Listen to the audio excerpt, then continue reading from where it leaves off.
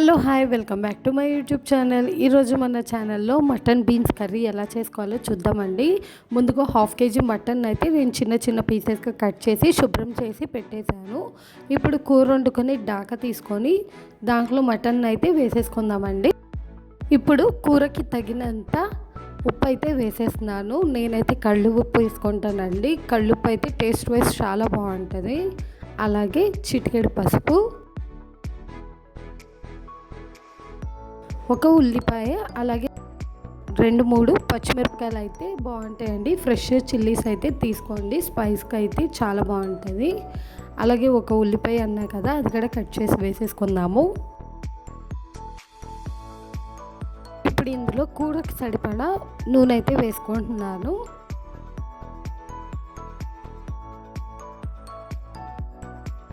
అలాగే కొంచెం కొత్తిమీర అన్నీ వేసిన తర్వాత స్టవ్ వెలిగించి మనం పొయ్యి మీద అయితే కూర గిన్నె పెట్టేసుకుందామండి. మనం మటన్ కర్రీలో వెజిటేబుల్స్ వేస్తున్నాం కాబట్టి అల్లం వెల్లుల్లి పేస్ట్ వేయాల్సిన అవసరం లేదండి. మటన్ నీచు వాసన రావడం కానీ ముక్క ఉడకకుండా ఉండడం అలాగే ఏమీ ఉండదు. ఇప్పుడు మూత పెట్టేసి చక్కగా ఉడికించుకుందాము. ముందైతే మనం ఇలాగ ఉడికించుకోవాలండి. ఎందుకంటే ఆల్రెడీ మటన్లో కొంచెం వాటర్ ఉంటాయి కాబట్టి ఆ వాటర్ అంతా కూడా ఆవిరైపోవాలి. చూస్తున్నారు కదా, మటన్లోంచి వాటర్ బయటకు వచ్చాయి. అది కూడా అందులోనే మటన్ అనేది చక్కగా ఉడికి మనకి ఆ వాటర్ అన్నీ కూడా ఇంకిపోవాలి. అప్పుడు మనం నెక్స్ట్ ప్రాసెస్ ఏంటో చూద్దాం. ఇప్పుడు మనం కర్రీలోకి ఈ బీన్స్ అయితే కట్ చేసి పెట్టుకుందామండి. ఈ లోపల మనకి కర్రీ కూడా కొంచెం ఉడికింది. ఒకసారి అయితే అన్ని వైపుల నుంచి కలుపుకుందాము. నేను ఆల్రెడీ నా వీడియోస్ అన్నిట్లో చెప్తాను, ఏ కర్రీ అయినా స్టవ్ మీద వేసి వదిలేయకూడదండి. మనం ఎంత కలిపితే అంత టేస్ట్ అనేది దాంట్లో ఎన్హాన్స్ అయ్యిద్ది.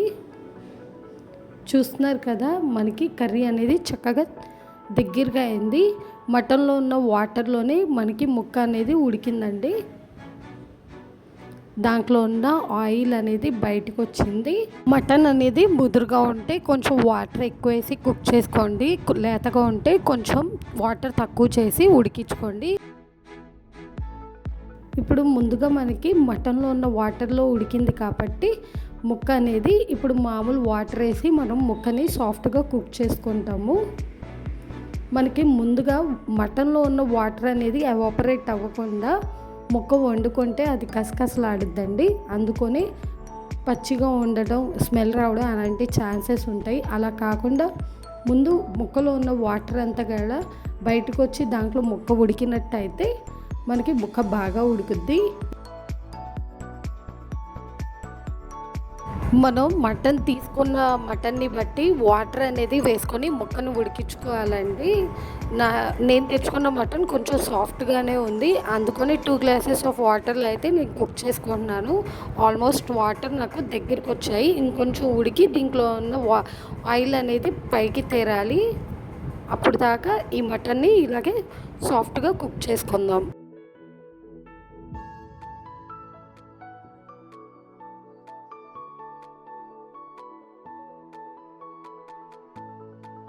ఆల్మోస్ట్ కూరలో ఉన్న వాటర్ కూడా ఇంకిపోయాయండి.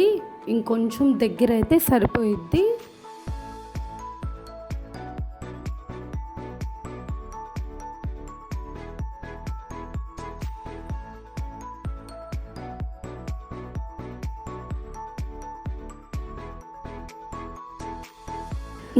కూరలో వాటర్ అయితే ఇంకిపోయాయండి. చూసారు కదా, మనకి ఆయిల్ అనేది పైకి తేలుతుంది. అలాగే మటన్ కూడా నాకు చక్కగా సాఫ్ట్గా కుక్ అయిపోయిందండి. ఇప్పుడు ఇందులో మనం చిల్లీ పౌడర్ వేసుకోవాలి. కారం వేసుకోవడం మన ఇష్టం అండి, మన స్పైస్ లెవెల్ని బట్టి వేసుకోవాలి. ఎట్ ద సేమ్ టైం మటన్లో మనం వెజిటేబుల్ వేస్తాం కాబట్టి మటన్లోకి అలాగే వెజిటేబుల్ కూడా సరిపడా కర్రీకి కారం అయితే నేను వేసేసాను. ఇప్పుడు ముందుగా కట్ చేసుకున్న బీన్స్ వేసేస్తున్నానండి. అలాగే మెంతికూర కూడా వేసుకోవాలి. ఈ కర్రీకి మెంతికూర వేసుకుంటే ఆ టేస్టే వేరే అండి, చాలా బాగుంటుంది.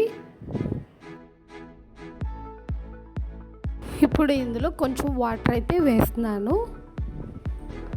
ఎందుకంటే మనకి ఆల్రెడీ మటన్ ఉడికిపోయిందండి, కానీ బీన్స్ అనేది మనకి సాఫ్ట్ కుక్ అవ్వాలి కాబట్టి నేను మటన్కి అలాగే బీన్స్కి సరిపడా కొంచెం వాటర్ అయితే వేసుకున్నాను. ఇప్పుడు ఇందులో మనం బీన్స్ని ఉడికించుకుందాము.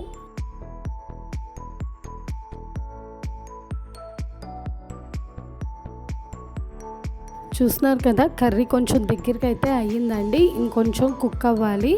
చాలామంది మటన్ కుక్ అవ్వదని చెప్పేసి కుక్ అవుతున్నప్పుడు మధ్యలో వేస్తారండి ఉప్పు అనేది. అలా కాదు, మటన్లో ఎప్పుడు కూడా నాన్ వెజ్ కర్రీస్లో ముందుగానే వేయాలి, అప్పుడే దాని టేస్ట్ అనేది ముక్కకు పట్టి బాగుంటుంది. కర్రీ అయితే రెడీ అయిపోయిందండి. చూస్తున్నారు కదా, మటన్ బీన్స్ మెంతికూర కర్రీ అయితే రెడీ అయిపోయింది. మరి మీరు కూడా తప్పకుండా ట్రై చేసి ఎలా ఉందో చెప్పండి. మరొక వీడియోలో మళ్ళీ కలుద్దాం.